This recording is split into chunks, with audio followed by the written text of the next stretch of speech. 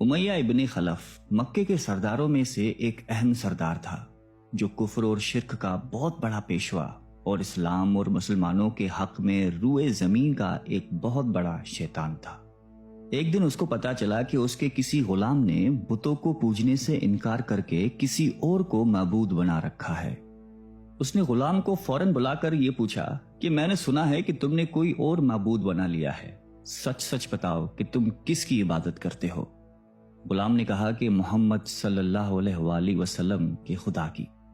امیہ غصے سے لال پیلا ہو گیا اور کہنے لگا کہ محمد کی خدا کی پرستش کرنے کا یہ مطلب ہوا کہ تم ہمارے مقدس بتوں کے دشمن بن گئے ہو۔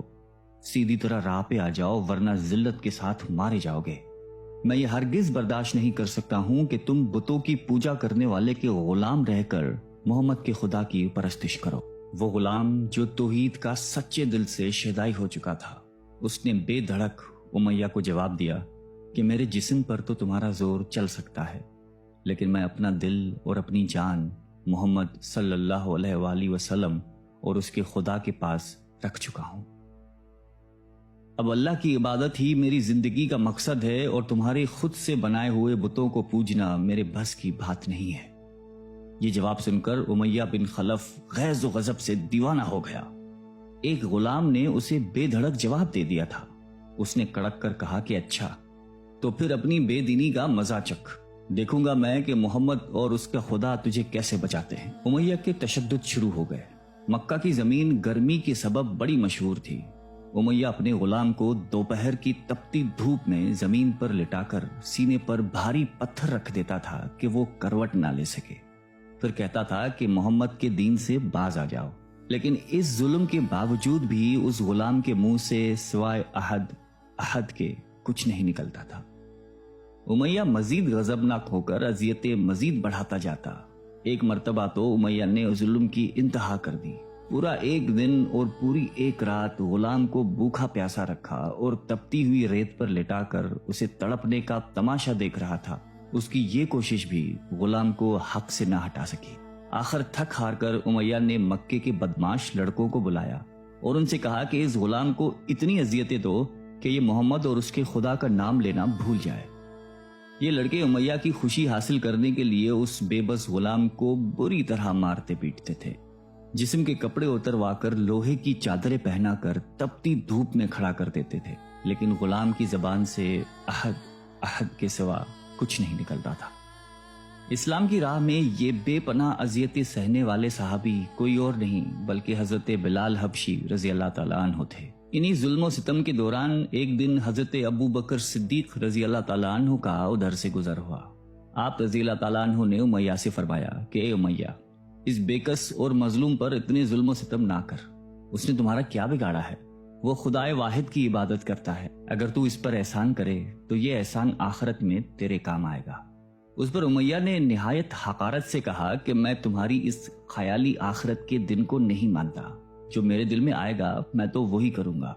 صدیق اکبر اس جواب پر کافی افسردہ ہوئے، لیکن پھر بھی آپ رضی اللہ تعالیٰ عنہ نے اسے سمجھایا کہ اس مظلوم پر ظلم و ستم کے پہاڑ توڑنا تیری شایان شان نہیں ہے۔ جس پر امیہ نے تنگ آ کر کہا کہ اگر تم اس کے اتنے ہمدرد ہو تو اسے خرید کیوں نہیں لیتے؟ حضرت ابو بکر صدیق جھٹ تیار ہو گئے اور فرمایا کہ بولو کیا دام لوگے؟ امیہ نے کہا کہ تمہارے پاس ایک غلام ہے جس کا نام فسطاط رومی ہے، وہ مجھے دے دے اور اس کو لے جا۔ حضرت ابو بکر صدیق رضی اللہ تعالیٰ عنہ فوراً ہی راضی ہو گئے، جبکہ امیہ کا خیال تھا کہ فسطاط ایک نہایتی کارآمد غلام ہے جس کی قیمت زیادہ ہے اور حضرت ابو بکر صدیق رضی اللہ تعالیٰ عنہ اسے دینے سے انکار کر دیں گے، مگر آپ فوراً راضی ہو گئے۔ تو امیہ کو سخت مایوسی ہوئی اور اس نے ساتھ ہی 40 اوقیہ چاندی کی فرمائش کی۔ اسے بھی حضرت ابو بکر صدیق رضی اللہ تعالیٰ عنہ نے بخوشی ادا کر دیا۔ حضرت بلال رضی اللہ تعالیٰ عنہ کو ساتھ لے کر دربار رسالت میں حاضر ہوئے اور سارا ماجرا کہہ سنایا۔ آپ صلاۃ السلام نہایت ہی خوش ہوئے اور فرمایا کہ ابو بکر، اس کار خیر میں مجھے بھی شریک کر لو۔ صدیق اکبر رضی اللہ تعالیٰ عنہ نے فرمایا کہ یا رسول اللہ، میں اسے خدا کی راہ میں آزاد کر چکا ہوں۔ یہ سن کر زبان رسالت سے صدیق اکبر رضی اللہ تعالیٰ عنہ کے لیے کلمہ رحمت جاری ہو گئے۔ حضرت بلال رضی اللہ تعالیٰ عنہ نے اس غلامی میں 28 سال گزار دیے، لیکن آپ چونکہ نہایتی نیک اور پاکیزہ طبیعت کے تھے لہذا جب حضرت صلی اللہ علیہ وآلہ وسلم نے دعوت توحید دی تو آپ نے فوراً اسے قبول کر لیا، اور یوں آپ سابقون الاولون کے مقدس جماعت میں شامل ہو گئے۔ رہائی پانے کے بعد حضرت بلال ہمیشہ آپ صلی اللہ علیہ وآلہ وسلم کی خدمت میں حاضر رہتے تھے اور دل و جان سے نبی پاک صلی اللہ علیہ وآلہ وسلم کی خدمت بجا لاتے۔ آپ صلی اللہ علیہ وسلم حضرت بلال کو کسی بھی چیز کا حکم دیتے تو آپ اپنی جان بھی لڑا دیتے۔ غزوہ بدر سے لے کر غزوہ تبوک تک تمام غزوات میں شامل رہے، لیکن حضرت بلال کی اسلام کے لیے سب سے بڑی خدمت اور ان کے لیے سب سے بڑی سعادت اسلام کا سب سے پہلا مؤذن ہونا ہے۔ ہجرت کے بعد جب مسجد نبوی صلی اللہ علیہ وآلہ وسلم تعمیر ہوئی تو آپ صلی اللہ علیہ وسلم نے آپ کو اذان دینے کا ذمہ سونپا۔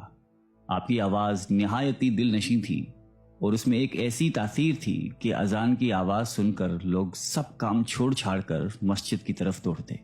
8 ہجری میں جب مکہ فتح ہوا تو کعبے کو بتوں سے پاک کرنے کے بعد آپ صلی اللہ علیہ وسلم نے حضرت بلال سے فرمایا کہ اے بلال، کعبے کی چھت پر کھڑے ہو کر اذان دو، اور یہ مبارک سلسلہ حضور صلی اللہ علیہ وآلہ وسلم کی حیات مبارکہ تک اسی محبت اور عقیدت کے ساتھ جاری رہا۔ لیکن 11 ہجری میں جب آپ صلی اللہ علیہ وسلم نے سفر آخرت اختیار کر لیا تو اس عاشق رسول صلی اللہ علیہ وآلہ وسلم پر غم کا پہاڑ ٹوٹ پڑا، اور مدینے میں رہنا اب آپ کے لیے دشوار ہو گیا۔ آپ کو ہر وقت پیارے نبی صلی اللہ علیہ وآلہ وسلم کی یاد ستاتی رہتی تھی۔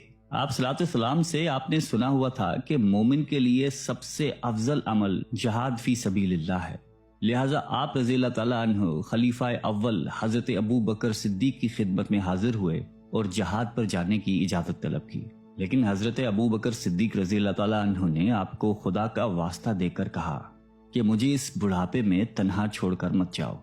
تو حضرت بلال نے اس شرط پر ابو بکر صدیق رضی اللہ تعالیٰ عنہ کی بات مان لی کہ اب وہ رسول اللہ کے بعد کسی کے لیے اذان نہیں دیں گے۔ حضرت ابو بکر صدیق رضی اللہ تعالیٰ عنہ نے ان کی یہ بات مان لی، لیکن آپ کے دور خلافت کے بعد خلیفہ دوم حضرت فاروق اعظم رضی اللہ تعالیٰ عنہ کے دور میں بھی جب بیت المقدس کی تسخیر کے لیے شام جانا پڑا تو وہاں عیسائیوں سے صلح نامہ طے پانے کے بعد حضرت عمر فاروق رضی اللہ تعالیٰ عنہ نے ایک خطبہ دیا اور حضرت بلال سے درخواست کی کہ آج جبکہ قبلہ اول پر توحید کا پرچم لہرا دیا ہے تو اس با عظمت موقع پر اگر آپ اذان دیں تو ہم آپ کے مشکور رہیں گے۔ حضرت بلال نے یہی اذان دینی شروع کی تو صحابہ کرام کو عہد نبوی کی مبارک یاد تازہ ہو گئی اور ان پر رخت طاری ہو گئی۔ شام کے معرکے کے بعد حضرت بلال نے شام ہی کے ایک گاؤں میں رہائش اختیار کر لی، کیونکہ مدینے میں ہر وقت آپ کو آپ صلی اللہ علیہ وسلم کی یاد ستاتی رہتی تھی۔ لیکن ایک دن آپ نے خواب میں آپ صلی اللہ علیہ وسلم کی زیارت کی۔ آپ ان سے فرما رہے تھے کہ اے بلال، کیا ابھی وقت نہیں آیا کہ تم ہماری زیارت کے لیے آؤ؟ اس خواب نے آپ کو بہت تڑپا دیا اور آپ بیتاب ہو کر فوراً مدینے روانہ ہوئے۔ مدینے پہنچ کر حضرت بلال نے روزہ اقدس پر حاضری دی اور اس درد سے روئے کہ حاضرین بھی اشکبار ہو گئے۔ وہیں حضرت امام حسن رضی اللہ تعالیٰ عنہ اور حضرت حسین رضی اللہ تعالیٰ عنہ بھی موجود تھے۔ نانا کے پیارے نواسوں کو آپ نے اپنے ساتھ چمٹایا اور بے تحاشا چومنے لگے۔ حضرت حسن رضی اللہ تعالیٰ عنہ اور حسین رضی اللہ تعالیٰ عنہ نے آپ سے اذان فجر کی فرمائش کی، بھلا اس میں رد کرنے کی کہاں گنجائش تھی؟ اگلے دن جب فجر کا وقت ہوا تو آپ نے اذان دینی شروع کی۔ لوگوں کی عہد رسالت کی یاد تازہ ہو گئی اور لوگ اس طرح روتے ہوئے مسجد کی جانب چلنے لگے جیسے کہ نبی پاک صلی اللہ علیہ وآلہ وسلم کا دور واپس آ گیا ہو۔ ایسا دردناک منظر اس کے علاوہ کبھی دیکھنے میں نہیں آیا۔ حضرت بلال حبشی رضی اللہ تعالیٰ عنہ نے 60 سال کی عمر میں وفات پائی۔ آپ کا مزار دمشق میں ہے۔ آپ کو دربار رسالت میں خاص مقام حاصل تھا۔ آئیے ہم سب اللہ تعالیٰ سے دعا کرتے ہیں کہ ہمیں بھی حضرت بلال حبشی رضی اللہ تعالیٰ عنہ کی صفات میں سے کچھ عطا فرما دے۔ آمین۔